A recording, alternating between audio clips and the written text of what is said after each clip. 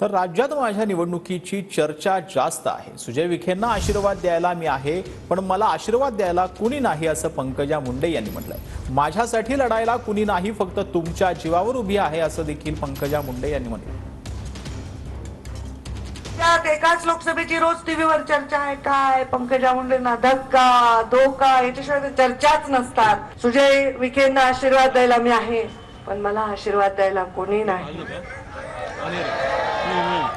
माझ्यासाठी रणांगणात उतरायला कोणी नाही। अमर रहे, अमर रहे। माझ्यासाठी लढण्यासाठी कोणी नाही, फक्त तुमच्या जीवावर मी या मैदानात उतरलेली आहे।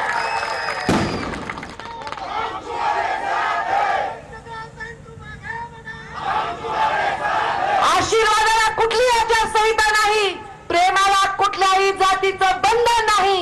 हे सगळे आचारसंहितेचे आणि जातीचे बंधन माझ्या लोकांच्या या भावनेला अडवू शकणार